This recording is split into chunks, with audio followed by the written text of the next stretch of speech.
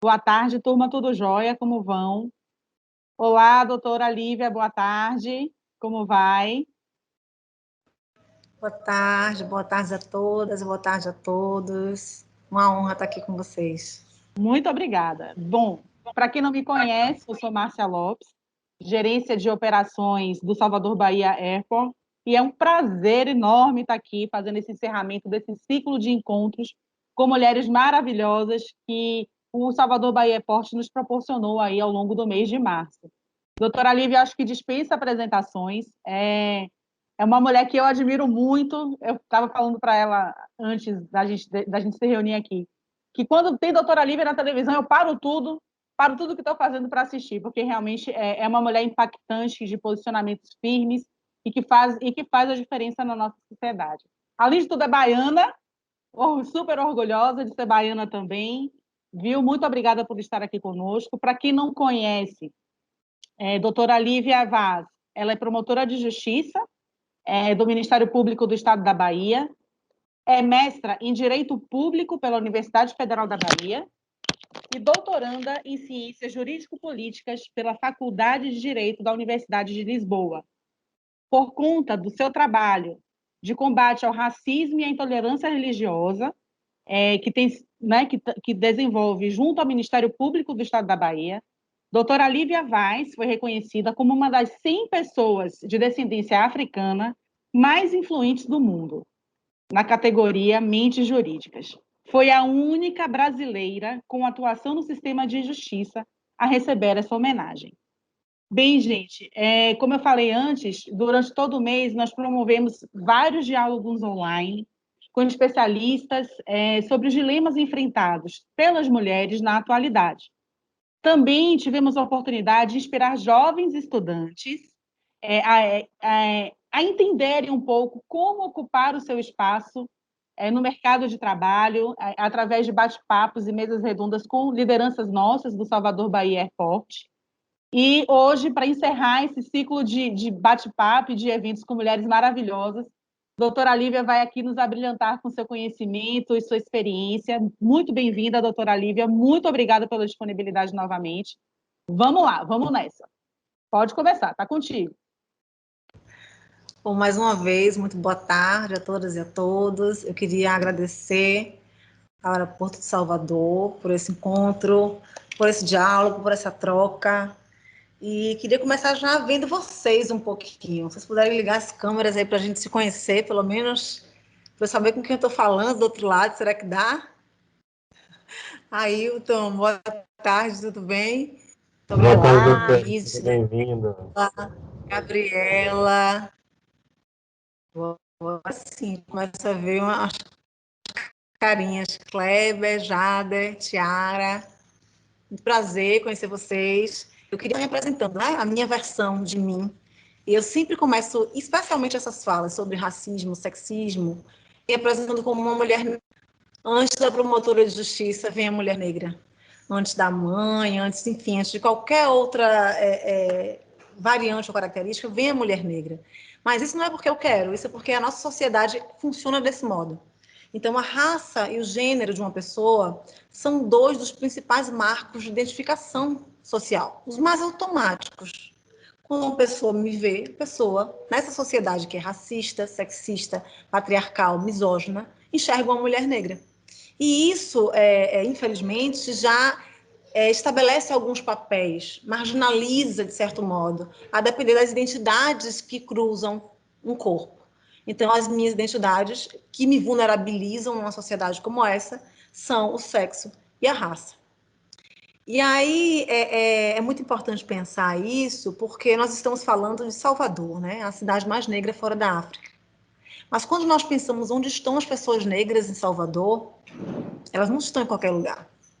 Elas não estão nos espaços de poder e decisão. Deixa eu fazer uma pergunta e ver se alguém vai ter uma memória aqui. A minha não é de memória viva, não, mas é de estudos. Mas, enfim, pode ser que alguém tenha essa memória ou de estudos também. Mas se nós já tivemos um prefeito ou prefeita negro em Salvador, alguém sabe dizer? Quem não quiser falar, pode colocar no chat, que eu estou atenta ao chat aqui também, tá? Alguém se lembra se nós, em Salvador, a cidade mais negra fora da África, já tivemos um representante no Poder Executivo Municipal negro? Edivaldo Brito, prefeito de Salvador. Cláudia. Perfeito. Tá vendo aí? Cláudio disse aqui, respondeu. Edivaldo Brito já foi prefeito de Salvador. Edivaldo Brito, inclusive, foi meu professor na UFBA, meu orientador de mestrado. Só que Edivaldo Brito não foi eleito. Lembra disso, Cláudio? Ele não foi eleito. Então, nós ainda não tivemos Sim. um representante negro ou negra eleito ou eleita nesse lugar, né? Aí, se a gente vai para a Assembleia Legislativa, nós temos hoje, porque a gente está falando aqui de sexismo e racismo.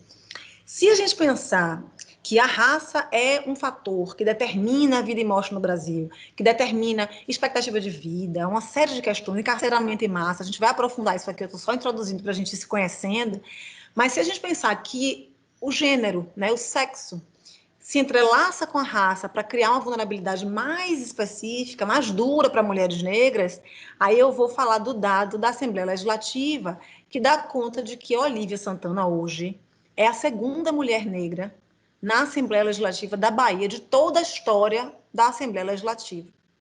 Então, é ainda pior, ainda mais difícil para mulheres negras ocuparem espaços de poder e decisão. E agora, recentemente, nós estamos acompanhando uma onda de ódio e de reação a essas mulheres negras na política. Vocês têm visto mulheres negras eleitas vereadoras em algumas cidades, às vezes até a primeira mulher negra eleita vereadora, acho que foi Londrina, teve uma situação como essa, né? Alguns lugares tiveram. Se for uma mulher negra transexual, pior ainda, tem sofrido o que a gente chama de violência política, que é algo, um fenômeno que vem impedindo essas mulheres de exercerem o seu mandato político, que é um espaço tão estratégico, tão importante para mudanças estruturais, para as mudanças estruturais que a gente precisa para garantir uma sociedade mais igualitária.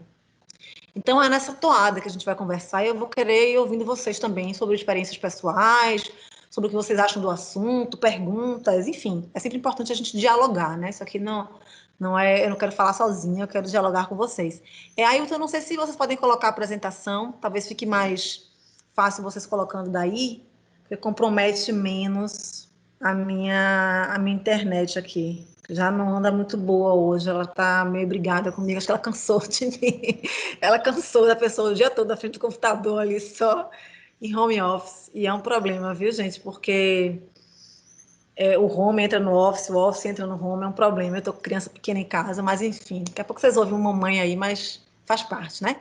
Então, nosso tema é sexismo, racismo e pandemia, os desafios para os direitos humanos.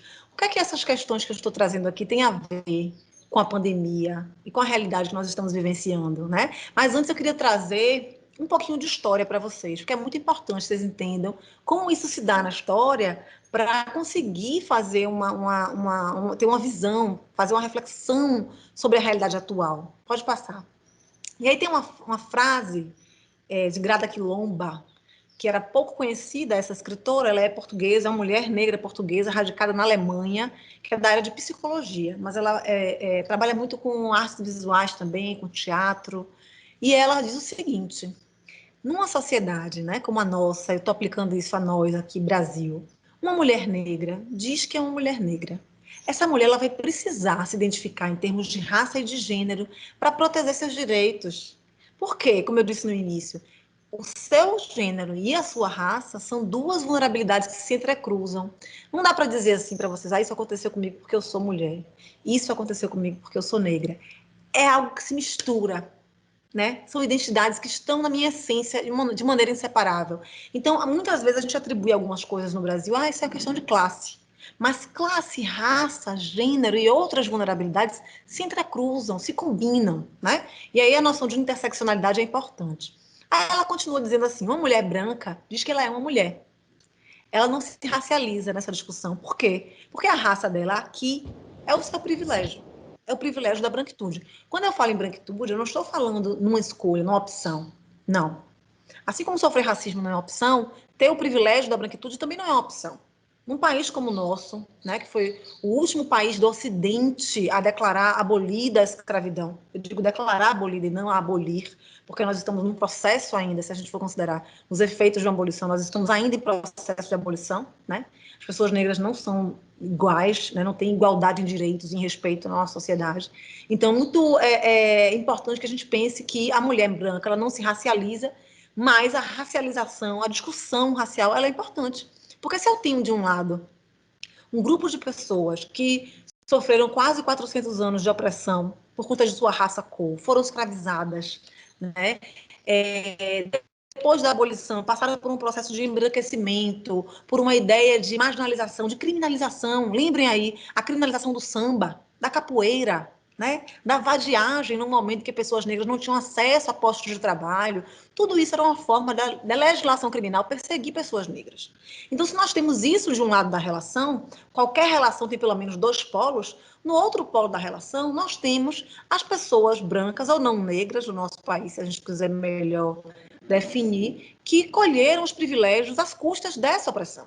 Então é importante a gente colocar os pingos nos is, escurecer os fatos, né? Para que possamos compreendê-los. E aí ela conclui, Grada Quilomba, um homem branco diz que é uma pessoa, porque ele não se racializa e nem se identifica em termos de gênero. Ele é o padrão. A sociedade foi construída por e para, né? Essa sociedade que a gente tem da modernidade foi pensada, construída, produzida para e por homens brancos. Inclusive a legislação, né? São eles que detêm o privilégio de dizer o que é e o que não é, de interpretar a lei, de aplicar a lei, de não aplicar, de ser omisso.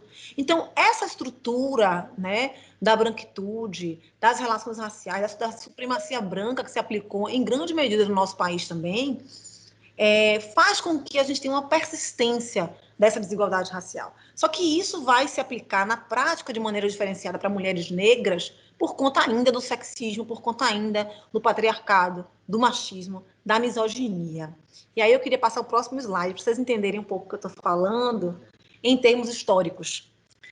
Vejam, quando eu falo que pessoas negras foram sequestradas da África, trazidas em diáspora forçada para o Brasil, aqui foram submetidas à escravização, trabalhos forçados, castigos corporais crudelíssimos, verdadeiras torturas.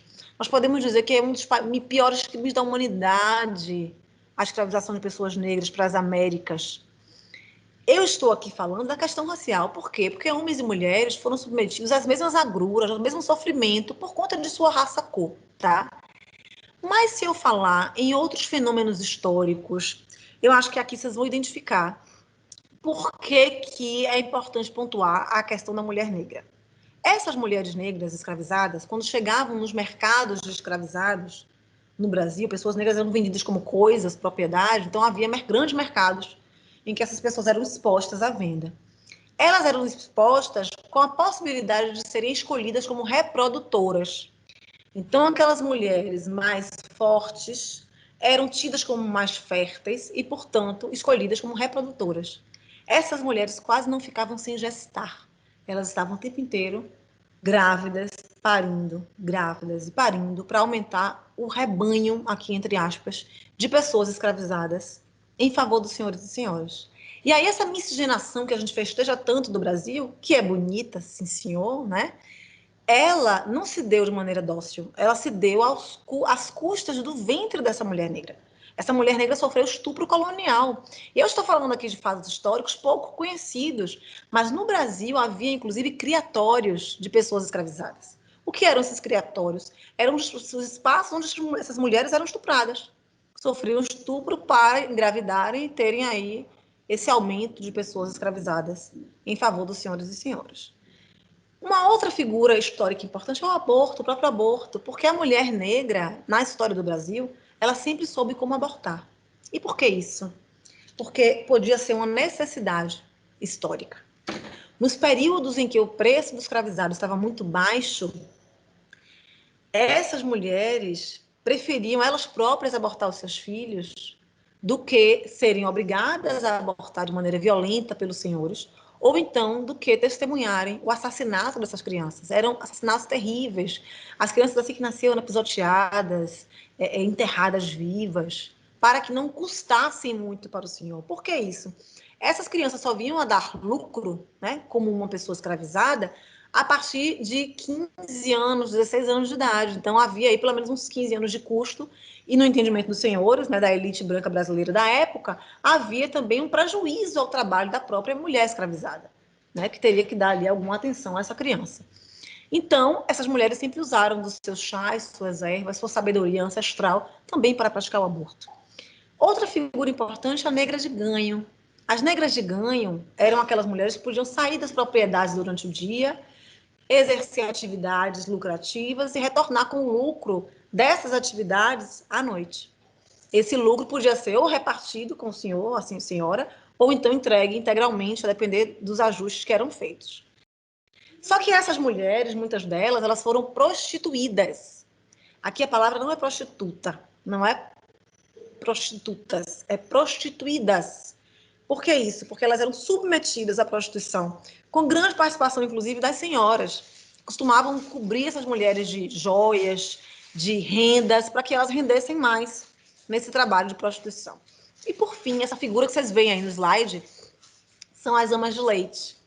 Eu ainda ouço algumas pessoas, eu não sei quem aqui, já ouviu alguém dizer, queria que vocês falassem para mim, pode ser pelo chat também, ou podem ligar a câmera, falar em mãe preta. E alguém dizer assim, já tive uma mãe preta, eu já tive uma ama de leite. Vocês já ouviram falar nessa história recentemente, não em termos históricos, mas recentemente, alguém já falou assim para vocês, a minha mãe não teve leite, não conseguiu me amamentar e eu tive uma mãe preta. Quem aqui já teve uma experiência como essa? Márcia, Bruno, Cláudio, alguém já teve uma experiência como essa? Já ouviu falar? Márcia está com o microfone desligado. Ai, desculpa. Agora. É a síndrome, é a síndrome do home office. Já ouvi falar assim, mas não conheço ninguém que tenha tido. O que era mais comum na minha época, principalmente quando eu era menor, era ter, né, aquela pessoa que morava com a família desde muito jovem, ou seja, crianças que vinham do interior, que cresciam dentro da família e acabavam se tornando meio que empregada, meio que babá, mãe, irmã, tia, era um tudão, né, digamos assim. Isso era muito comum com as minhas colegas, nas famílias das minhas colegas. Eu me recordo muito disso, aquela pessoa que tinha chegado como criança e que envelhecia dentro da casa. Nossa, você me lembrou de um caso agora recente, Madalena, não sei se vocês acompanharam, em Minas Gerais, que foi uma menina que foi escravizada pela família nessas condições que a Márcia está colocando aqui. Lá em Minas, exatamente. Né? Nossa Senhora, eu me arrepio toda só de pensar, doutora. É inadmissível uma coisa dessa. E ela teve filhos com o irmão do patrão, né? Tinha direito à pensão, à herança, tudo, e foi reiteradamente usurpada por uma família. É lamentável. E isso é comum, Márcia. Infelizmente, isso é comum. Acho que Cláudio quer falar alguma coisa também. Quero sim. Vou denunciar a minha idade aqui, viu? Já ouvi falar já nas mães de leite, né? Hoje em dia o pessoal tem mais o banco de leite, né? Que é utilizado, mas antigamente realmente tinha aquelas mulheres que tinham muito leite, em detrimento de outras também que não tinham. E aí tinha essa coisa de passar meio de botar a criança para mamar. E essa situação que a Márcia levantou também com relação às crianças que eram exploradas, né? Tinha muito aquela história de, vinha para Salvador para estudar. E aí, quando chegava aqui, dentro da casa, ela realmente serviria mesmo de empregada mesmo. Crianças com 6, A 7 velha anos. promessa de estudo, né, Cláudia? A velha promessa de estudo, a Isso, falsa promessa de estudo. Tem exato. mais alguém Gutenberg com a quer mão levantada. compartilhar. Eu não consigo Gutenberg. identificar quem é, Márcia. Você consegue ver quem é? Por Consigo, é favor. Gutenberg. Fale, Guti. Ligue sua câmera. Olá, boa tarde. Eu não sou da idade de Cláudio, não, mas chego perto. Eu tive essa experiência. A minha madrinha teve mãe de leite. Hoje ela teria o que aproximadamente uns 90 anos, se estivesse viva. Mas ela teve, eu conheci essa pessoa, vivia com ela na fazenda. E eu vivia, eu também passei por uma experiência parecida. Eu vivia na fazenda do irmão dela, filho do motorista, e essa minha madrinha me trouxe para Salvador também com a promessa de estudar, e graças a Deus ela cumpriu a promessa dela. Me fez estudar, me fez ser quem eu sou. Aí eu fui um exemplo aí fora da curva. Que coisa boa, Gutenberg. Pelo menos Doutora uma Kleber. história boa associada. Né? Kleber Kleber, também por quer favor, Kleber. compartilhar.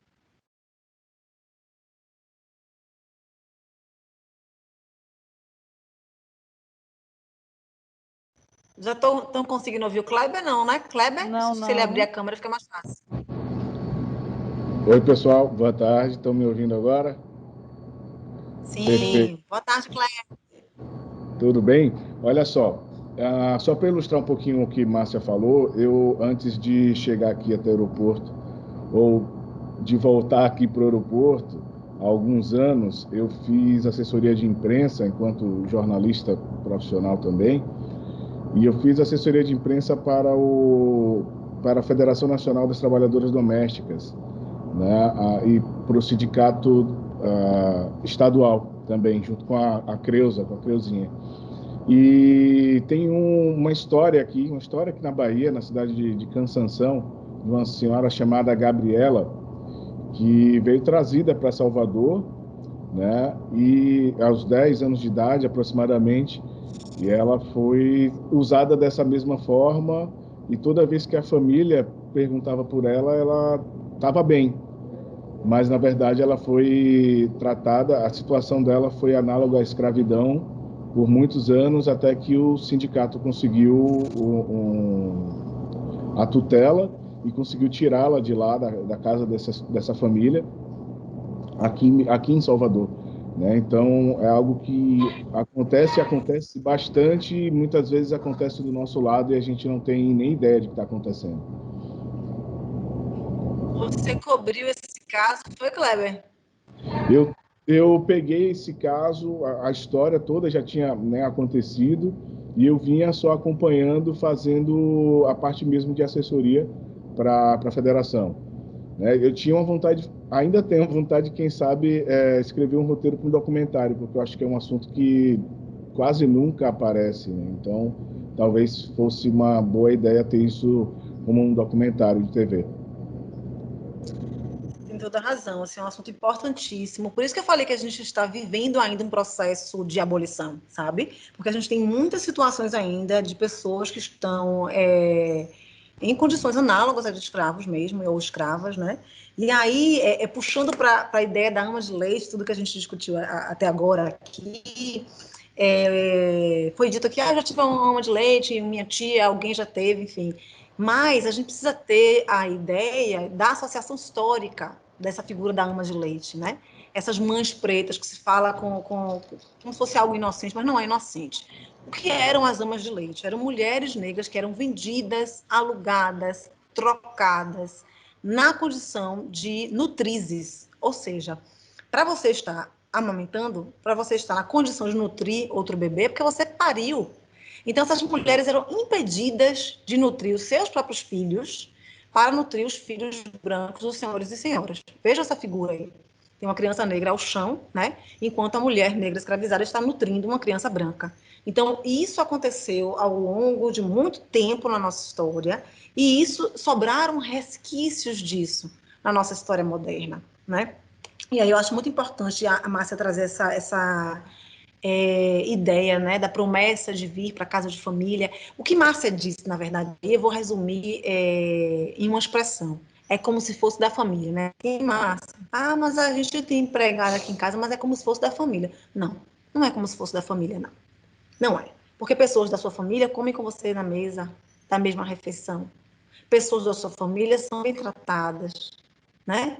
Isso estou dizendo da forma como essa elite brasileira mantém essa herança escravocrata, né? Então, se diz que é como se fosse da família, porque dorme na casa, mora na casa, muitas vezes acaba fazendo iniciação sexual dos filhos do patrão, da patroa, né? É submetida à violência sexual, como aconteceu com Madalena, né? Engravidou, teve filhos, tinha pensão, mas não usufruía da pensão. Era tratada como uma escrava mesmo, né? Nem sair de casa ela saía. Quando ela conseguiu sair, que fez um contato com o vizinho para pedir, acho que foi algo para comer, que não tinha em casa, que ela estava com fome, foi que se achou estranho até aquela presença daquela mulher, porque ninguém nunca tinha visto. Ela tinha, acho que, quase 30 anos nessa condição. Então, é muito importante a gente pensar por que as empregadas domésticas, ou trabalhadoras domésticas, mencionadas aqui pelo Kleber, foram as últimas no Brasil a ter direitos trabalhistas reconhecidos, porque são mulheres negras, né? Porque a gente tem uma história de sexismo e racismo imbricada nesse país. Então, essas empregadas domésticas, que foram as últimas a ter os seus direitos reconhecidos no Brasil, trabalhistas, São as mulheres ainda hoje que fazem com que mulheres brancas, de um modo geral, possam ser as mulheres feministas que são. Eu pergunto muito isso entre minhas colegas, tá? Pergunto muito. Será que você não oprime outras mulheres? E quem são as mulheres que vocês oprimem para serem as feministas que são, as profissionais que são, para ter o capital social que vocês têm? Né? Porque muitas vezes essas mulheres são negras. Muitas vezes a gente está falando de feminismo, mas a gente não está pensando em puxar outras mulheres junto com a gente. Tá? Muitas vezes a gente está lá num espaço de poder como mulher branca e não pensa que o racismo oprime mulheres negras de maneira diferenciada e, portanto, nós não puxamos mulheres negras. Né? A gente cobra uma igualdade de gênero sem pensar que igualdade de gênero, sem pensar em outras igualdades também, não é suficiente. E a gente vai chegar nisso mais para frente. Pode passar. Aí aqui tem uma figura histórica importantíssima, que eu não sei se vocês conhecem, que é Sojourner Truth. Sojourner Truth. De 1851, na Conferência dos Direitos para as Mulheres em Ohio, em Akron, Ohio, ela, que era uma mulher liberta nos Estados Unidos em 1851, olha só, 1851, no Brasil a gente teve a abolição da escravatura só em 1888, então é um período aí que o Brasil ainda demorou muito para abolir a escravatura, embora nesse período nos Estados Unidos também não houvesse a abolição integral ainda. Mas ela já era uma mulher liberta. E ela pergunta assim, e eu não sou uma mulher? Pode passar, eu vou ler um trecho do discurso dela, para que vocês entendam direitinho o que eu estou falando sobre racismo e sexismo. Os homens ali dizem que as mulheres precisam de ajuda para subir em carruagens e devem ser carregadas para atravessar valas e que merecem o melhor lugar onde quer que estejam. Ninguém jamais me ajudou a subir em carruagens ou a saltar sobre poças de lama e nunca me ofereceram melhor lugar algum. E eu? Eu não sou uma mulher? Olhem para mim, olhem para os meus braços. Eu arei, plantei e juntei a colheita nos celeiros, e homem nenhum poderia estar à minha frente. Eu não sou uma mulher? Eu poderia trabalhar tanto e comer tanto quanto qualquer homem, desde que eu tivesse oportunidade para isso. E suportar o açoite também. E eu não sou uma mulher? Eu pari 13 filhos e vi a maioria deles ser vendida para a escravidão. E quando eu clamei com minha dor de mãe, ninguém, a não ser Jesus, me ouviu. E eu não sou uma mulher? Pode passar. Daí eles falam aquela coisa na cabeça, como eles chamam aquilo, alguém da audiência grita assim, intelecto. E ela diz, é isso, querido. O que é que isso tem a ver com os direitos das mulheres e dos negros?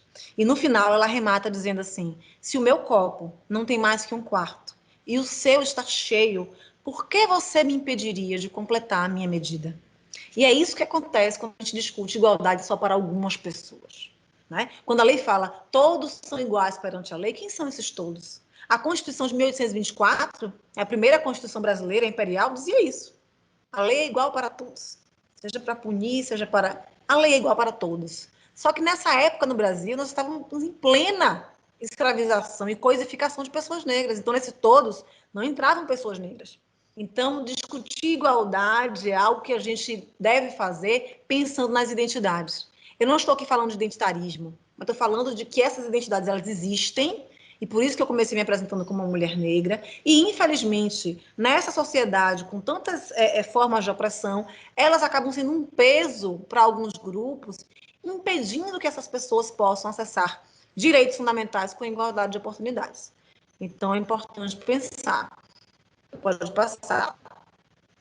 E aí a gente tem, eu vinha falei de transexual, enfim, mas aqui nessa figura vocês têm a noção em imagem do que é a interseccionalidade. São opressões que se combinam.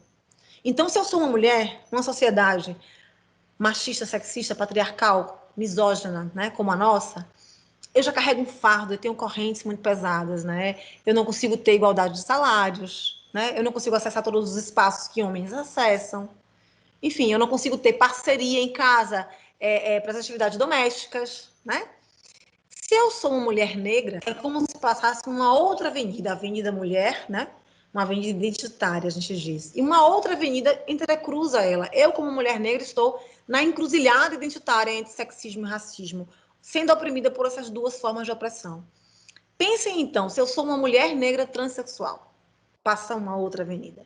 Se eu sou uma mulher negra transexual lésbica, outra avenida. Nordestina, candomblessista, pobre, são muitas avenidas identitárias que vão perpassar esse corpo e que vão produzir vulnerabilidades muito peculiares. Pode passar.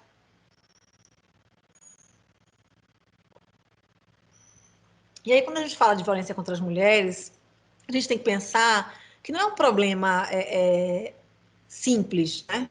É um problema estrutural, assim como o racismo, complexo. Está ligado à forma como a sociedade hierarquiza poder de homens de um lado e mulheres do outro. E quando a gente fala de racismo, a gente está falando de brancos de um lado, pessoas brancas de um lado, pessoas negras, indígenas e de outros grupos étnico-raciais do outro. Então, essa hierarquização é como se o modelo, o padrão, fosse o homem. Se você pensar, por exemplo, um sistema penitenciário péssimo, mas o sistema penitenciário, né? Ele foi pensado para acolher, né? Para aprisionar homens. Não que a gente queira que mulheres também sejam aprisionadas, na verdade, não quer que ninguém precise ser aprisionado. Mas é um sistema que não traz mínimas condições para as mulheres. Mínimas condições. Vocês já pensaram que mulheres em situação de encarceramento não têm acesso a absorvente, por exemplo?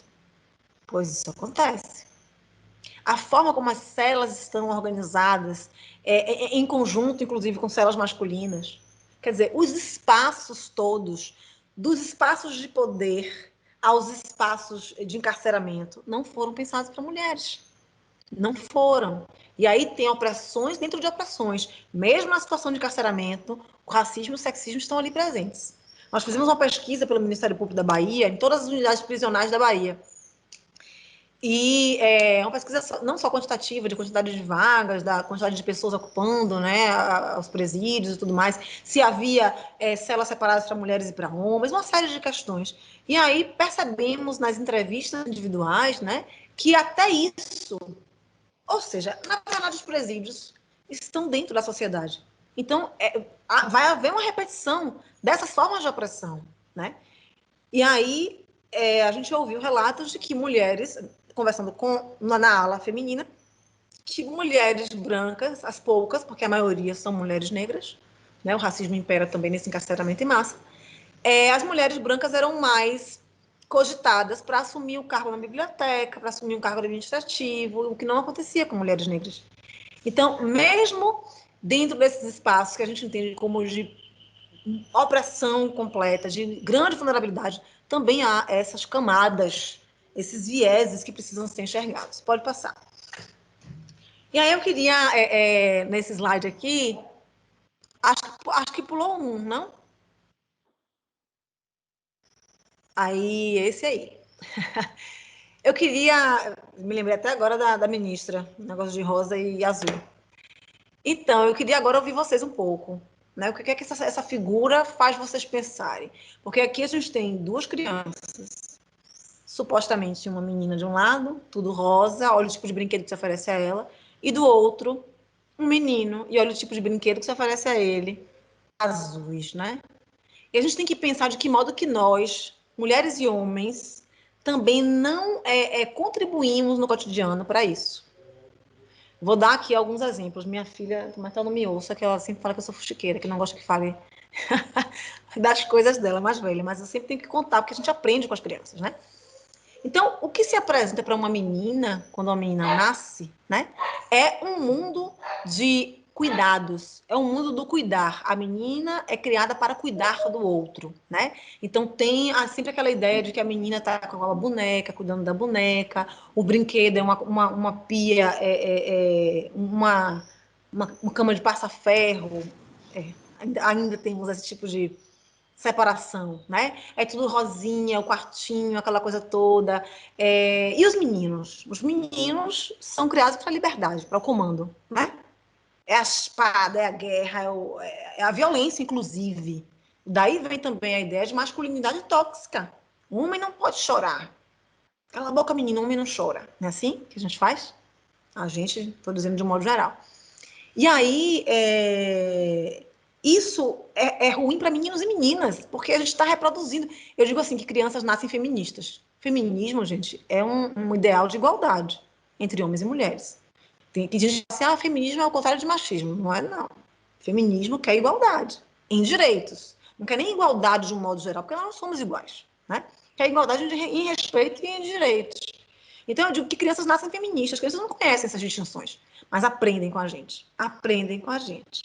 E aí, vou até brincar aqui com os temas de aniversário, né? Os temas de aniversário das meninas é balé, né, bailarina, conto de fadas. Dos meninos é selva, fundo do mar, né? Aquela é uma vida de liberdade, enfim, de Dinossauro, força, de poder.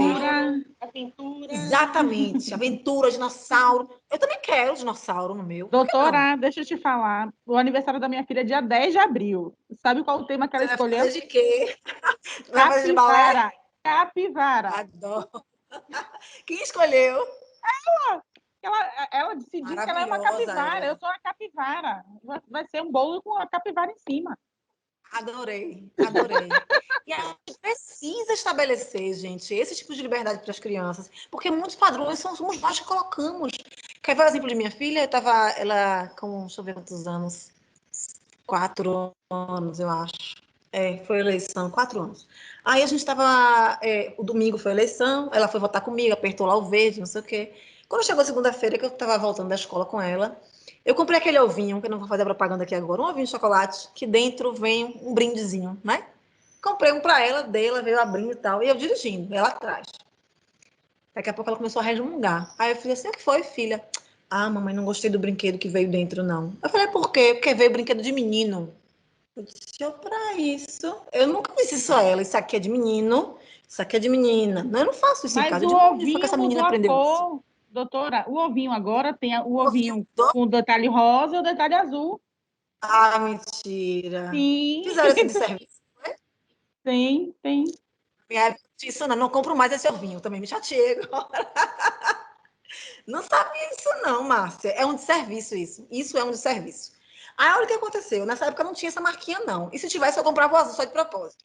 Aí eu sei que ela abriu, se chateou, veio brinquedo de menino. Eu fiz, veio o quê? Veio um carrinho. Eu falei, ai, carrinho é brinquedo de menino? Eu não sabia, não. Eu adoro dirigir. Ela ficou calada assim, né? Eu disse, filha, que engraçado. Ontem você foi com a mamãe lá na urna, votou, apertou o botão verde. Você gostou? Ela falou, gostei. Fiz, pois é. Há alguns anos atrás, mulher não podia votar, não, só homem. Aí ela olhou, mesmo, mamãe? Eu disse, só podia votar menino. Menina não podia, não. E você não disse que gosta de ir para a escola com mamãe dirigindo, que você prefere? Eu prefiro, mamãe. Mas antigamente, mulher também não podia dirigir, não. Só homem. Só menino que dirigia. Menina não podia, não. Aí deixei lá, né? Porque eu também sou dessas. Joguei lá a informação, fiquei quieta, continuei dirigindo. Deu um tempinho, ela fez assim, mamãe, quando chegar em casa, você me ajuda a montar o brinquedo? Eu disse, ajudo. Chegar em casa, eu monto o carrinho pra gente brincar. E assim a gente fez. Então, por mais que você não ensine em casa, a escola repete, os amiguinhos repetem, a sociedade repete. Então, é muito importante. Ali, a Rosilene está falando dos produtos básicos, né? Pois é. O que é funcional para a mulher é mais caro. E tem produtos básicos, Rosilene. Aí a gente está falando, como a gente está falando de sexismo e racismo, né? Eu tenho que falar, por exemplo, shampoo para cabelos normais. Hein, Márcia? Shampoo para cabelos normais. Então, não é para o meu cabelo. Eu sei que o shampoo para cabelos normais não é para o meu cabelo, mas meu cabelo não é anormal, né? Então não devia ter shampoo para cabelo normal. Aí você vai comprar um negócio cor da pele. Outro dia quase que tinha uma discussão numa loja, porque a moça queria me vender como é que eu digo? Era um sutiã, mas que tinha uma manguinha assim, né? Cor da pele. Eu botava um negócio em mim, não era quando ficava rosa. Não é cor da pele. É da cor da pele da pessoa que é rosa. Eu não sou rosa. Não, mas é para todas as peles, moça. Você tá falando em Salvador, Bahia, não é todas as peles isso. E eu tava com uma amiga minha, bem mais escura do que eu. Eu fiz assim, se não dá na minha, pensa aqui, na da minha amiga. Venda seu produto, mas não venda dizendo que é cor da pele, não, que isso não é cor da pele. Da cor da pele de quem? Aí tô eu uma vez com minha filha, enquanto ela não chega, vou falar, num parquinho. E aí ela tava pintando com uma outra criança. Aí a menina olha pra mim, a meu marido diz que eu que atraio essas coisas. Eu digo, eu não atraio nada. É porque isso é cotidiano. E as pessoas às vezes não têm letramento racial e de gênero para perceber e para lidar com a situação. E eu sempre respondo, viu, gente? Didaticamente, educadamente, mas eu respondo sempre. Aí a neném fez assim, nem era neném, uns 5 anos, 6, fez assim, tia, passa o lápis cor da pele. A minha filha me olhou, né? Eu pensei assim, meu Deus, minha mãe vai fazer um show, porque lá em casa ninguém fala lápis cor da pele, tá? Não pode. Aí, e aprende na escola, né? Me passa o lápis cor da pele. Eu falei, meu Deus, a menina pediu pra mim o lápis cor da pele. Aí ficava olhando pros lápis assim, né? Eu tava na minha cara, do meu lado. Fingi que não vi. Eu, lápis cor da pele, não tira. Aí pegou, é esse. Aí eu tomei da mãozinha dela, coloquei assim no meu braço, fiz, eu não sabia que era a cor da pele não, porque, ó, não é da cor da minha pele. E entreguei o lápis para ela, ficou lá, né? Ficou lá. Mas essas coisas a gente naturaliza tanto, né? E não devem ser naturalizadas. Não devem. E muitas vezes são esses mínimos detalhes que vão engrossando, tomando corpo, quando as crianças vão crescendo, para virar violência contra a mulher, para virar racismo, né? Eu não sei quem de vocês aqui tem filhos em escola particular, mas se tiverem, pensem aqui comigo sobre a diversidade nas escolas particulares. Quantas crianças negras, se seus filhos e filhas não são negros, convivem com seus filhos nas escolas particulares? De Salvador, gente. De Salvador. E às vezes eu ouço a pessoa dizer assim, mas é porque é nosso ciclo de amigos. Mas você não tem amigos negros e negras? Devia ter. Se não tem, tem uma coisa estranha. Essa separação é estranha. E seus filhos aprendem com isso. Para dar um último exemplo, antes de passar para o próximo slide. Falei da questão com minha filha, né, da questão de gênero, mas a questão racial foi muito complicada para ela também. Ela, com 3 aninhos, eu não esqueço nunca dessas conversas com ela. A primeira vez que eu disse que eu era negra, eu não me lembro por que foi. Porque o que pesou, o impacto, a força do que ficou, não foi o motivo da conversa, foi a própria conversa, a própria reação dela. Quando eu disse que eu era negra, ela chorou copiosamente. E olhe para mim como isso é difícil, gente, porque eu trabalho com isso. Eu trabalho na promotoria de justiça de combate ao racismo, à intolerância religiosa, e na promotoria de defesa da mulher. E aí ela vira para mim e começa a chorar e diz, não, mamãe, eu não quero que você fique negra. Eu disse, filha, você não entendeu. E eu querendo chorar também, né? Filha, você não entendeu. Mamãe não vai ficar negra. Mamãe é negra, mas eu não quero, mamãe. Porque pessoas negras não são especiais. Pessoas negras não são especiais. Ela me disse isso com 3 anos. Onde ela ouviu isso? Onde ela percebeu isso? Porque nem sempre as crianças ouvem, elas percebem também. Aí parei para pensar, gente, onde é que ela percebeu? Eu falei, minha filha, seu vovô é negro, seu Dindo é negro, mamãe. Como é que você pode dizer que seu primo, como é que as pessoas negras não são especiais? Onde você viu isso? E aí, era um diálogo difícil, né? E aí eu fiquei pensando, onde estão as pessoas negras que ela conhece, para além da família? Na escola, né? As pessoas negras estão em serviços gerais, porteiro, tem professores e professoras, tem crianças, para ela naturalizar a diversidade. Então isso é muito difícil. E nós temos que fazer um dever de casa, tá? Em relação a isso. Em relação à criação dos nossos filhos e filhas para a diversidade de gênero, para a igualdade de gênero, para a igualdade racial. E isso é muito, muito, muito importante. E isso impacta nas gerações futuras, né? Isso impacta, assim, absurdo nas gerações futuras. Pessoas transexuais, por exemplo, muitas vezes são expulsas de casa até, expulsas de casa, por serem o que são. Então, a gente precisa muito refletir sobre isso, discutir sobre isso no ambiente de trabalho, porque isso opera, como é estrutural, opera em todos os espaços de poder e decisão, da família ao trabalho, né? À rodinha de conversa. E nós precisamos de todas as pessoas. Vou resumir agora essa questão do porquê da importância de todo mundo falar e se colocar rapidamente. O racismo não é um problema das pessoas negras. Não fomos nós que criamos o racismo. Mas os efeitos do racismo é sobre nossos corpos. O sexismo, o machismo, não são problemas das mulheres. Não fomos nós que criamos, não fomos nós. Mas os efeitos também são sobre nossos corpos. E tem espaços que nós não podemos acessar para discutir sobre isso, para nos defendermos, para nos colocarmos. Tem espaços que só homens acessam. Ou porque é um ambiente completamente sexista do ponto de vista dos papéis na sociedade, tem apenas homens, ou são os grupinhos de zap de homens. Vocês se colocam, meninos? Desculpe chamar vocês de meninos, mas é meu jeito mesmo. Num grupinho só de homens do Baba, ou aquele grupinho de amigos, né? Só de homens. Quando tem piadas machistas, vocês se colocam? Vocês dão risada? Qual é o comportamento de vocês? Quando tem piada com pessoas negras, vocês se colocam? Porque, assim, a nossa omissão também é participação. Quando a gente se omite, a gente está engrossando o caldo, sabe? É importante se colocar. É importante se colocar. Todos e todas, é um problema de todos e todas, porque a nossa sociedade ela é menos igualitária, ela é menos democrática, ela é mais violenta, ela tem mais ódio manifestado por causa disso. Então, é um problema nosso, tá bom? Pode passar o próximo. E aí a gente já falou um pouquinho do próximo, que é a questão do poder, né? Da diferença de poder. Aí você vê uma imagem, a mulher com uma escada rosa, mas uma escada cheia de degraus, e o homem subindo a escada rolante, né? E isso funciona também na ascensão na carreira. A mulher precisa, muitas vezes, 10 vezes mais qualificação, estudo, enfim, para estar numa mesa de congresso. Vou dar um exemplo que é o meu, né? Com homens.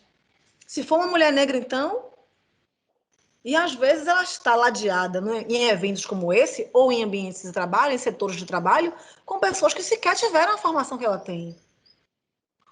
Mas ela precisa de, enfim, demonstrar muito mais capacidade, e isso é muito violento, né? Isso é muito violento, e isso traz danos psíquicos. Isso faz com que mulheres desenvolvam sabotadores como a hipervigilância. Você não pode errar em nada. Você tem que ser a mulher perfeita. Você tem que ter tempo para tudo. Você passa fazendo. Eu até vi um vídeo esses dias, até postei, que eu achei muito interessante. Mulheres mais idosas, assim, falando, se eu pudesse voltar no tempo, né, em resumo, é isso que elas falam. Se eu pudesse voltar no tempo, eu ia voltar no tempo me preocupando mais em ser do que fazer. Sendo do que fazendo. Nós, às vezes, não temos tempo de ser. De ser para nós. E eu sempre digo para algumas amigas minhas, porque às vezes a violência contra a mulher, ela também a gente vai falar sobre isso, acho que é o próximo slide, ela é tão camuflada, tão naturalizada, que a gente não se percebe em violência. E aí eu digo assim, às vezes, vem cá, se eu vou dar um exemplo pro meu nome, tá? Para não mencionar o nome de ninguém. Se, por algum acaso, acaba a Lívia mãe, isso pode acontecer, né, gente? A vida, né? Acabou a Lívia mãe, acabou a Lívia esposa, acabou a Lívia profissional, sobra o quê? O que é que sobra? Aí alguns me olham assim, como quem diz assim, eu não sei o que sobra, não sei. Porque não pensa nisso em si, no autocuidado, na sua essência, independentemente do que você faz pelos outros também, sabe? Então é muito importante a gente ter isso em mente, não se anular, porque boa parte das relações abusivas também começam assim. A mulher se anula, a mulher não tem planos próprios, os planos são só para o casal, o companheiro, a família, né? Isso também é uma forma de... Diga, meu bem. Márcia, interessante, é muito interessante isso, porque a sociedade, de uma forma geral, e nós mulheres também nos cobramos, né? A mulher tem que ser multifacetária, ela tem que acordar linda, maravilhosa, cheirosa, perfumada, maquiada, com o cabelo arrumado, e cuidar do filho, cuidar da casa, e trabalhar, e voltar, e dirigir, e botar o carro para lavar, e não sei o quê, ir no mercado e tal. Só que existe um limite, né? Nós somos, acima de tudo, humanas, né?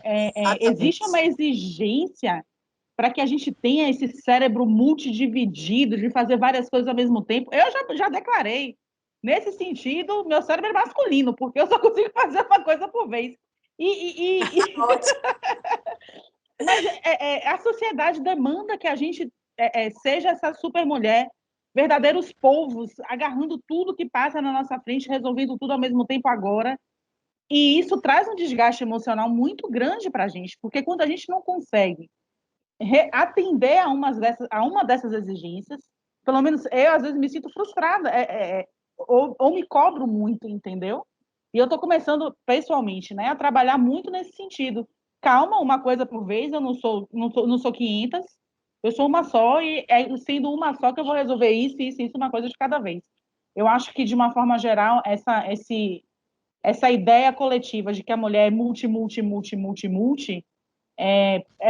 exerce uma pressão muito grande sobre as nossas entregas, sobre o nosso comportamento, até da forma como a gente acorda. A gente tem que acordar linda, loira, dos olhos azuis todo dia, sorridente, com bom humor, não pode ter nada pode nos afetar, porque a gente tem um rol de tarefas que, obrigatoriamente, a gente tem que desenvolver muito bem, com um sorriso no rosto e perfumada. Márcia, isso que você está falando é muito importante, assim. Tem gente que fala assim para mim, você é guerreira. Eu digo, não me chame de guerreira, não. Sabe por quê? Porque viver em guerra não é normal. Viver em guerra não é normal, não é bom. Então, isso é, inclusive, adoecedor. Aí vejam que sociedade é essa, né? Que coloca o mundo nas nossas costas e diz assim, tome, faça, cumpra. Você é multitarefa, é polvo, como você colocou. Mas quando você assume um papel que não é seu, né? Que a sociedade entende que não é seu, aí você é repreendida. Vou dar um exemplo que aconteceu comigo numa reunião. Estávamos discutindo um assunto, e aí eu fiz, não, o colega falou alguma coisa, eu fiz, não, mas assim, eu trouxe um argumento, sabe? Foi no ponto do que ele disse ali. Ele praticamente destruiu o que ele disse. Ele disse, calma, Lívia, porque eu trouxe um argumento técnico à altura, eu sou nervosa, raivosa, sei lá o quê. Então, mulheres, quando se colocam, quando são contundentes, né? São histéricas, problemáticas. Se forem homens, não, os homens são altivos, decididos, né?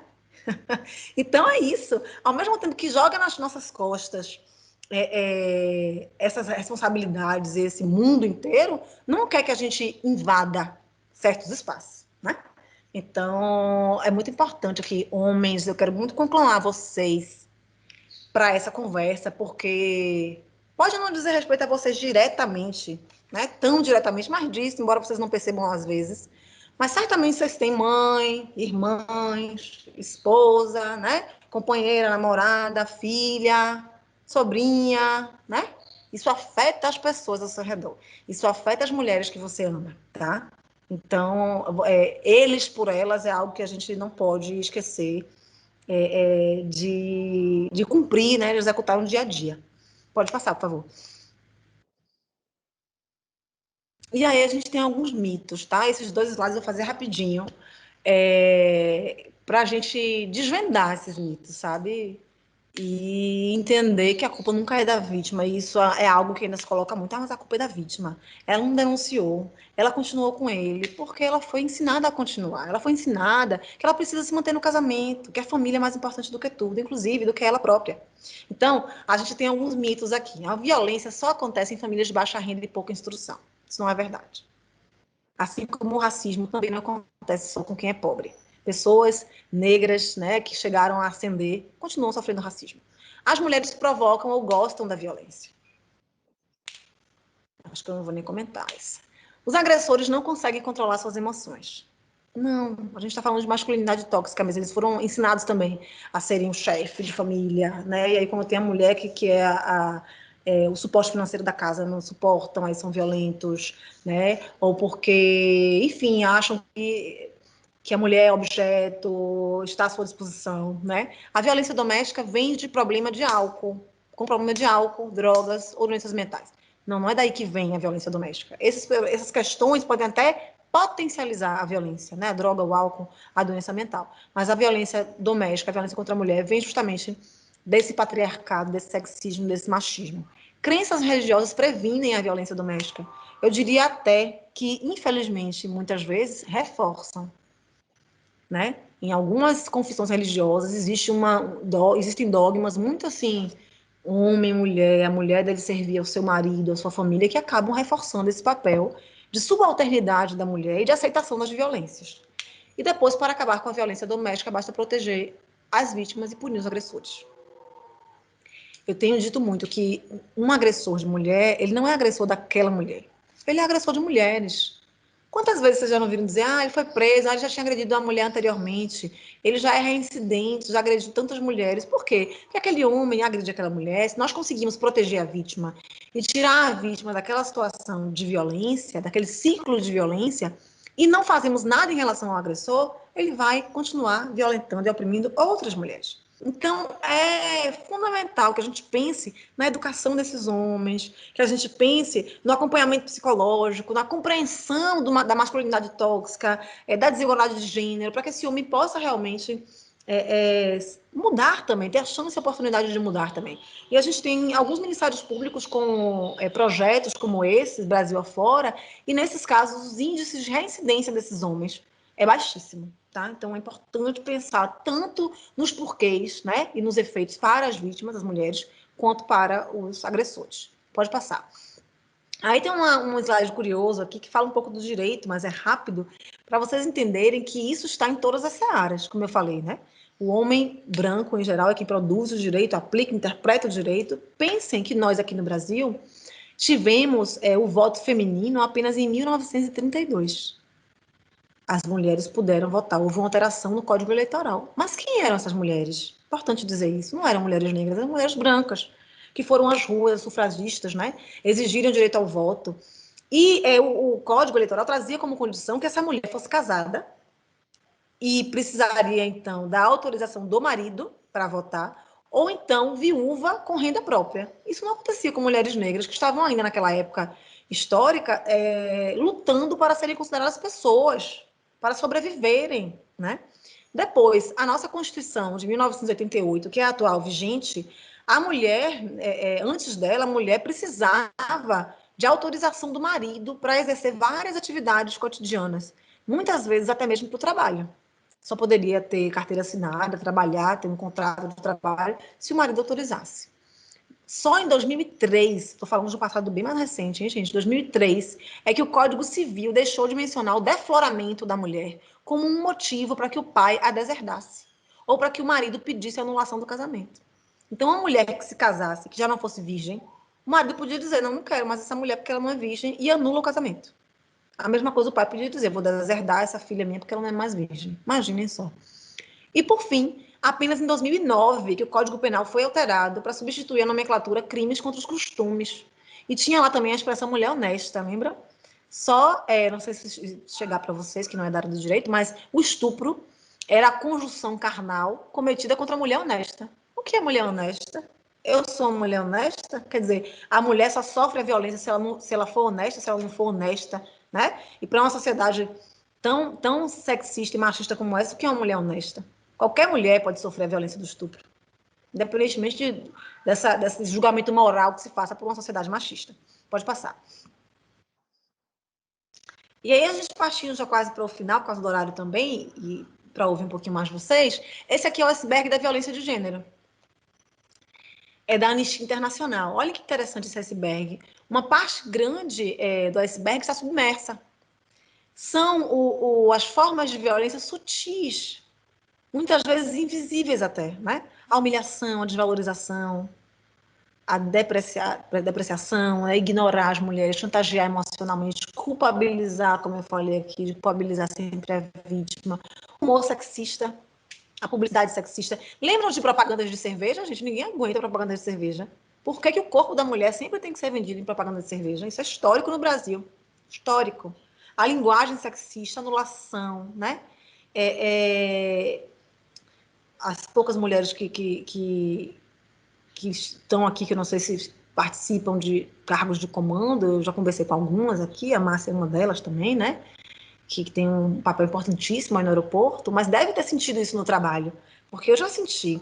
Se eu chegar numa reunião, eu já coordenei o grupo de combate a organizações criminosas. Já coordenei por 2 anos. E aí, você chega numa mesa só com homens, policiais, homens da área de inteligência. Se você permitir, você sai, entra muda e sai calada da reunião. Então, esse tipo de violência, né? Tem um filme interessante que eu queria que vocês assistissem, se não assistiram ainda, que Eu Não Sou um Homem Fácil. Quem é que já viu? Coloquem aí no chat, se vocês puderem. Quem já assistiu Eu Não Sou um Homem Fácil? O que é que achou? Você achou engraçado? Achou interessante? É um filme que se passa em Paris. Um homem super machista, super garanhão, solteirão convicto, né? E, de repente, ele bate a cabeça e o mundo vira ao contrário, no sentido dessa relação homem-mulher, do sexismo, né? Do machismo. Como é que vira ao contrário? Agora a gente tinha uma sociedade dominada por mulheres. E os homens é que sofriam opressão de gênero. E aí, o filme é engraçado, né? Mas tem alguns momentos em que eu disse, gente, eu nunca percebi que isso era um comportamento machista. Porque quando no filme a mulher fazia com o homem, eu dizia, que coisa esquisita. Mas por que é esquisito se é feito comigo sempre, como mulher? Então, eu digo assim, quando você não consegue explicar. Eu tenho 2 sinais, assim, para uma atitude que é sexista e que a gente acha normal. Quando você, primeiro, não consegue explicar uma criança. Mãe, por que ele fez assim? Por que ele olhou assim? Por que ele pegou assim? Né? Outra coisa, chega numa reunião, só tem homens, muitas vezes, aí chega, boa tarde, tudo bem? Tá melhor agora. Aí te olha de cima para baixo. Gente, não é normal fazer isso com homem, mas conosco, com mulheres, as pessoas pensam que é comum, acham interessante. E a gente só percebe isso nesse filme interessante, por isso a gente percebe de gente, é verdade. Isso é uma forma de opressão, de violência contra a mulher, sutil, a gente não percebe. Então, quando você não consegue explicar uma criança, ou quando você troca os papéis, se você colocar um homem numa propaganda de moto, numa pose sensual, eu vou olhar e vou dizer, gente, que propaganda ridícula dessa moto. Mas com mulheres é normal. É o corpo da mulher vendendo o carro e o corpo da mulher vendendo a cerveja. Entende? O nome do filme é Eu Não Sou um Homem Fácil. Tinha na Netflix, não sei se hoje ainda tem. Eu Não Sou um Homem Fácil. Não sou um homem fácil. Eu coloquei aqui no chat. Assistam, ainda tem, ó. Diana disse que ainda tem. Assistam que vocês vão dar muita risada e vão lembrar muito de mim também. Pode passar para o próximo slide. E aí, para a gente pontuar, né? Eu falei aqui da questão das mulheres negras, apesar da violência contra a mulher ser algo disseminado, nas mulheres negras as formas de violência são mais graves. Pode passar. Essas mulheres são mais vítimas de violência doméstica familiar, de violência sexual, de mortalidade materna, de violência obstétrica. E aí, se a gente for olhar a pirâmide socio-racial, essas mulheres também estão na base da pirâmide. Tá? São aquelas que recebem a menor renda média mensal, ainda que para praticar a mesma atividade. Então, vejam, mulheres negras na base, depois homens negros, mulheres brancas e homens brancos no topo, próximo. E aí, se vocês forem olhar o Atlas da Violência, pode passar o próximo também, 2020, né? Que traz aqui vários índices de violência. Olhem que curioso para o lado negativo isso aqui. De 2008 a 2018, os homicídios de mulheres negras aumentaram 12,4%.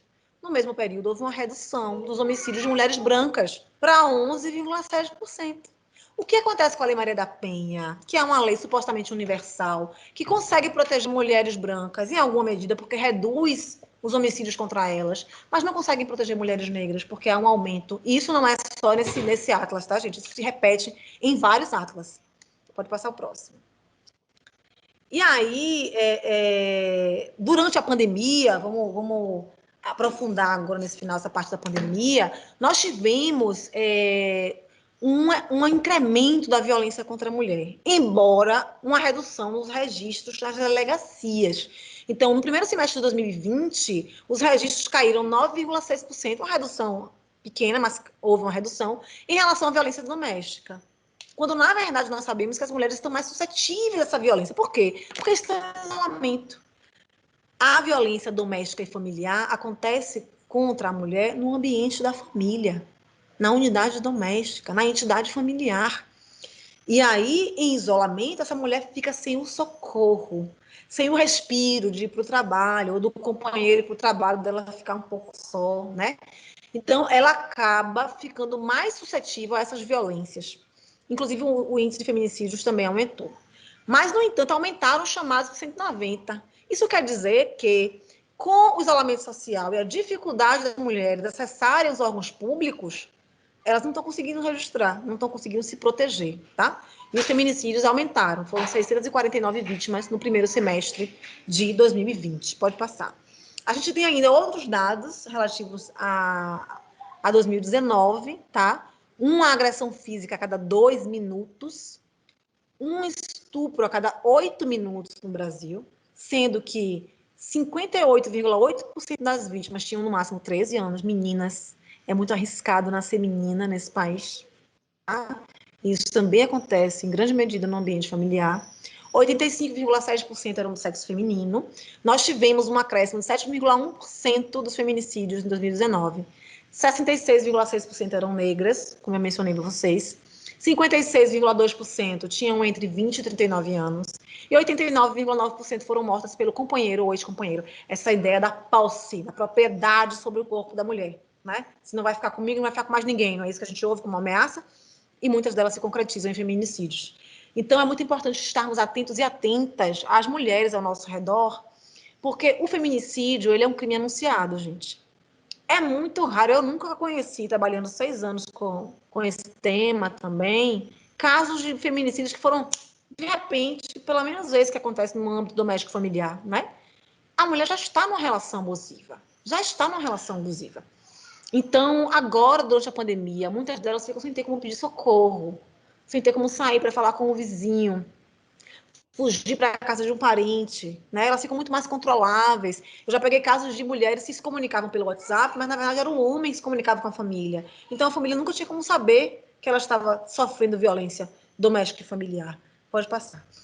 E aí eu quero trazer uma pergunta para vocês, pontuando desde do que eu falei lá no início, né?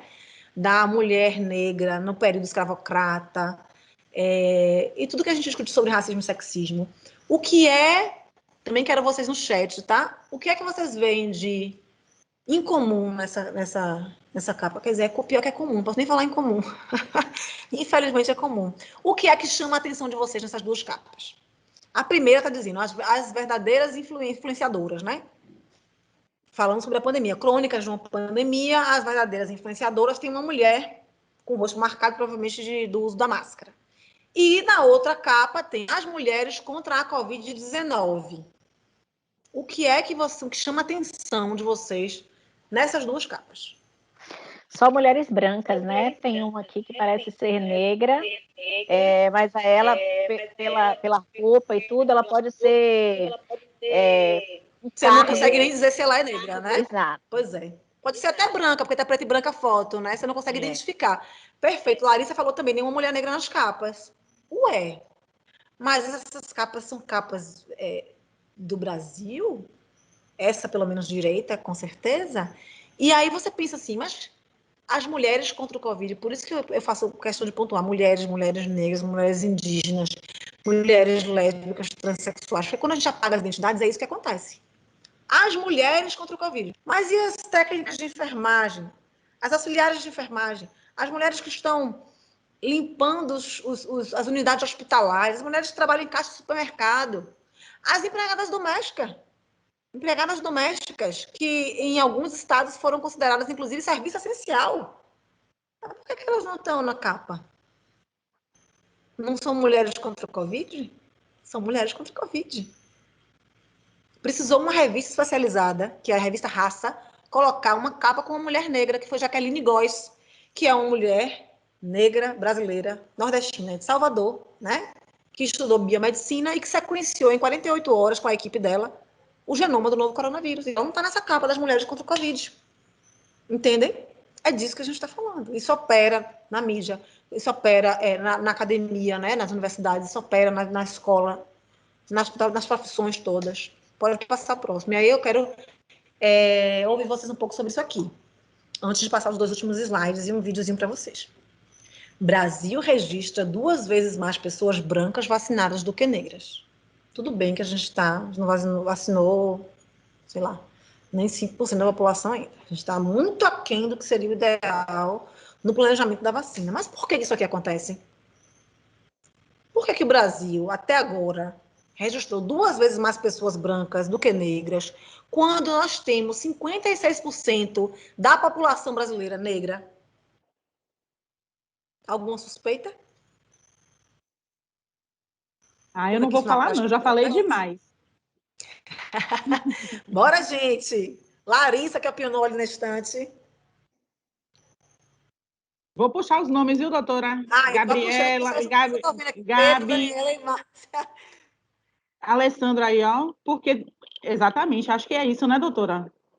É porque tem a maioria dos profissionais de saúde, médicos, enfermeiros, são brancos, né? Essa é uma das questões principais. Vocês entendem, gente, o quanto isso é grave, o quanto uma coisa puxa a outra? Porque começamos com a prioridade de vacinar profissionais da saúde. Não estou dizendo que é errado vacinar primeiro profissionais da saúde. O que eu estou dizendo a vocês é que o racismo é tão estruturante no nosso país que nós não temos pessoas negras médicas numa proporcionalidade em relação à população, como não temos no poder legislativo, no judiciário, no executivo, em cargos de poder de decisão, como eu falei. O primeiro motivo é esse, Alessandro. Nós temos profissionais de saúde, a maioria, né, são pessoas brancas, né? Porque aí, exatamente, mesmo que a gente tenha cotas, né? Mesmo que a gente tenha cotas, Márcia Gonzaga está falando ali, manter-se na universidade é caro demais. As cotas não têm conseguido abrir espaço para pessoas negras. E as políticas de manutenção que o governo cortou todas? Como é que a gente faz, né? E como algumas pessoas dizem assim, mas cota racial, isso é um absurdo, isso é meritocracia. Gente, nosso país, racista, sexista, misógino, patriarcal, classista, sabe, LGBTfóbico, meritocracia, é canção para ninar, tá? Para ninar aqueles que realmente não estão de olhos abertos. Porque no nosso país, nós tivemos leis que proibiram pessoas negras de frequentar as escolas durante décadas. Décadas. Ah, quem foi ali? Eu ia deixar uma surpresa. Kleber! Eu ia falar a surpresa no final. Kleber veio. Passa aí o próximo slide, que o próximo slide vai ser justamente a resposta de Kleber. Pode colocar. Pronto. Perfeito, Kleber. A expectativa de vida do negro é menor em todos os estados da federação. Todos. Pessoas negras vivem menos que pessoas brancas. Nesse gráfico aqui, a bolinha não estragou, não. Foi ótimo. Adorei. Adorei que vocês estão atentos, bem atentos. A bolinha cinza são pessoas negras. A bolinha amarela são pessoas brancas. Em todos os estados da federação, pessoas negras vivem menos que pessoas brancas. Então, os idosos, que é a outra prioridade da vacinação, são pessoas brancas. Né? Começou aqui em Salvador, começou 100 anos, né? 95, 90. São pessoas brancas, de um modo geral. Porque as pessoas negras não chegam a alcançar essa idade. Né? Por todas as comorbidades que estão associadas à pobreza, às doenças associadas, né? A falta de acesso à educação, à saúde, enfim. Então, a pobreza tem cor, o acesso à saúde tem cor no nosso país, o poder tem cor. E isso é muito triste, né? E isso nos leva a reflexões, assim... nós estamos hoje há 130, olha lá a conta, Lívia, 133 anos. 189, não é exatamente. 133 anos da abolição da escravatura daqui a pouco. Da formalização da abolição. Mesmo depois de um século, mais de um século dessa declaração da abolição com a Lei Áurea, que eu não sei se vocês conhecem, são 2 artigos, viu, gente? A Lei Áurea. O primeiro, está abolida a escravidão no Brasil desde essa data. E o segundo, revogam-se as disposições em contrário. Ué, só? Só. Depois de quase 400 anos, só isso para dizer que não tinha mais escravidão no Brasil. Então, nenhum dispositivo voltado para pensar o destino das pessoas recém-libertas. Para onde essas pessoas vão? Pelo contrário, a gente teve projeto de lei tentando indenização para os senhores e senhoras pela perda da propriedade. Né? E a gente teve uma política de embranquecimento, uma política de criminalização do povo negro e uma política de subvenção da imigração europeia, com o Estado brasileiro custeando, inclusive, passagem para essas pessoas virem trabalhar no Brasil, em postos de trabalho que poderiam ter sido ocupados por pessoas negras recém-libertas e não foram. Então, a gente cria um empecilho histórico aí, histórico, político, jurídico, para que pessoas negras formem uma classe média nesse país, depois da suposta ou da formal abolição da escravatura no Brasil. Então, se eu pensar hoje, 133 anos após a Lei Áurea, mortalidade infantil, são crianças negras que mais morrem. Mortalidade materna, são mulheres negras que mais morrem. Violência obstétrica, mulheres negras. E nesse ponto da violência obstétrica, eu quero dar uma paradinha. Porque ainda tem gente que vai dizer, mas isso é uma questão de classe, não é uma questão de raça. É uma questão de classe, não tem nada a ver. Mulheres negras recebem menos anestesia no parto normal do que mulheres brancas, no Sistema Único de Saúde. Aí, quem pensa que é só classe, que não há esse entrelaçamento, vai dizer, gente, como assim? Como assim mesmo? Porque o Sistema Único de Saúde é público. Mulheres negras são a maior clientela do Sistema Único de Saúde, quando em comparação com mulheres brancas, porque acessam menos recursos e têm impossibilidade ou mais dificuldade de pagar um plano de saúde. Então, a maior clientela do SUS é negra. Se a maior clientela do SUS é negra, por que mulheres negras têm menos acesso à anestesia no parto normal no SUS do que mulheres brancas? é a questão do racismo, que se entrelaça com o sexismo e que se entrelaça com a questão de classe. Porque ainda há aquela ideia de que mulher negra aguenta mais dor. Uma herança escravocrata também. Mulher negra aguenta mais dor. Então, ela não precisa de anestesia no parto normal. Né? E são outras todas violências. Se eu falar em violência sexual, violência materna, violência doméstica familiar, feminicídios, o próprio encarceramento em massa, ultimamente, né, tem subido muito o encarceramento de mulheres, e essas mulheres são negras. Se eu falar no encarceramento de homens aqui, são jovens negros, se eu falar na violência policial letal, nas vítimas de homicídio no país, são jovens negros também. E se eu falar na expectativa de vida, pessoas negras vivem menos que pessoas brancas em todos os estados da Federação Brasileira. O que eu estou querendo dizer com isso, em resumo, é que a raça é um fator determinante das desigualdades no Brasil, do nascimento até a morte. Pode passar o próximo slide. E aí, papo de homem, né? Para chamar vocês mais uma vez para essa discussão da violência contra a mulher, também da violência contra a mulher negra. É aquela história. Quando o homem negro ele não consegue enxergar as violências de gênero contra a mulher negra, ele acaba reproduzindo. Embora ele conheça muito bem as violências do racismo, a opressão do racismo, porque também as sofre, mas ele reproduz a violência de gênero contra a mulher negra. Se ele não percebe que isso também é uma questão que vulnerabiliza essa mulher. Em contrapartida, as mulheres brancas ou não negras, quando não enxergam o racismo que oprime as mulheres negras, elas acabam reproduzindo também essa opressão do racismo. Então é importante a gente pensar para além dos nossos corpos, para além das opressões que atingem os nossos corpos. Porque nós somos parte de uma sociedade, de uma totalidade que está também em nós, né? Por isso é importante que isso aqui seja papo de homem também, papo de todas as pessoas, tá? Pode passar.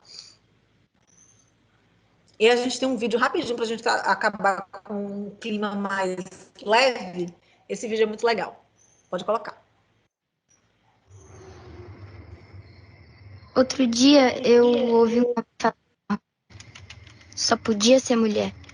E eu realmente não entendi o que ele quis dizer. Então eu resolvi procurar.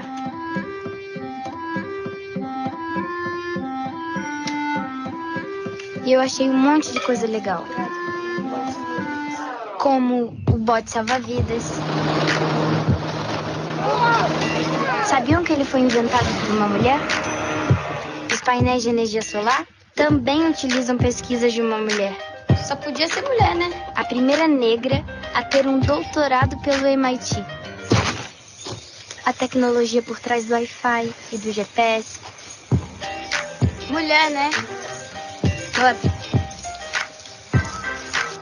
Já ouviu falar do quântico capaz de resolver problemas quase impossíveis em segundos? Os experimentos de uma brasileira são usados em sua aplicação.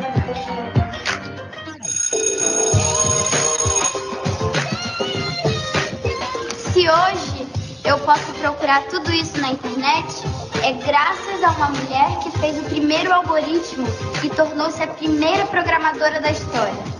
Assim eu descobri que o mundo está cheio de mulheres incríveis. É só procurar.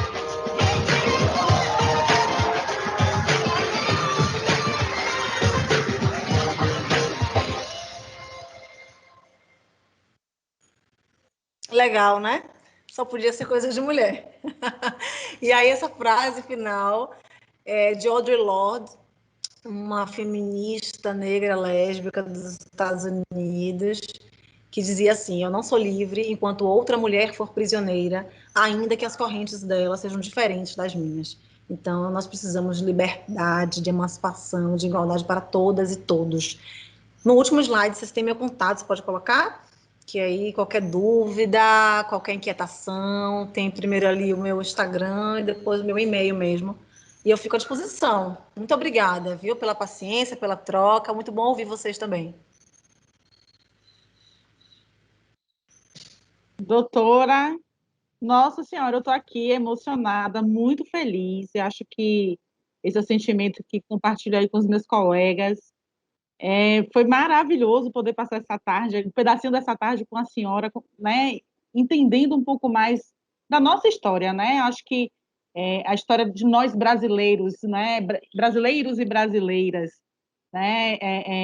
E como que aconteceu lá atrás ainda reverbera um pouco na nossa realidade. Agora reverbera de uma forma muito triste ainda, né? Mas estamos aqui para transformar. Eu acho que, como pais, mães, pessoas pensantes que somos, está na nossa mão transformar aos poucos, né, esse mundão aí, essa sociedade, para que as gerações futuras realmente, né, tenham uma visão diferente, uma visão de igualdade, de respeito mútuo.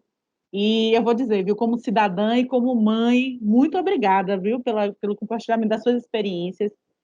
Eu tenho uma filha pequena de 7 anos, prestes a fazer 8, e vou te dizer, com 3 anos ela não queria ir mais para a escola porque o cabelo dela é cacheado. E junto com a escola, eu acho que a escola também tem um papel muito importante nisso. A gente fez um trabalho muito bacana de reforçar positivamente as características físicas dela. E hoje ela fala sem nenhum problema: eu sou negra, isso é porque eu sou negra, porque eu gosto da minha cor, o meu avô é negro, minha avó é negra, minha mãe é negra. E assim, ela tem muito orgulho disso. Assim, eu fico muito feliz por mim, por ela e por todos os outros pais e mães que têm coragem moral de enfrentar esse problema, porque realmente é difícil, é delicado para uma criança, né, chegar nessa percepção de não querer ir para a escola porque o cabelo é diferente do cabelo dos colegas. Eu tô quase chorando aqui de emoção. Mas eu conto também essas coisas sempre emocionada. Mas é isso mesmo, vem do coração, é muito importante falando. E ver como a gente, de alguma forma, né, a gente consegue transformar a vida de um ser humaninho pequenininho e que esse ser humaninho pequenininho vai levar para a sua história de vida essa mudança e vai conseguir, em algum momento, também transmitir isso para os outros, para os outros, para os outros, para os outros. Doutora, muito obrigada. Eu acho que o pessoal ficou meio tímido, tal. Alguns comentários aí no chat. Não, eu gostei. Vai ter participação no chat, vocês falaram também. Daniela, me ajude. Nossa senhora, Daniela me botou nesse papel super difícil. Tá sem o áudio, Daniela.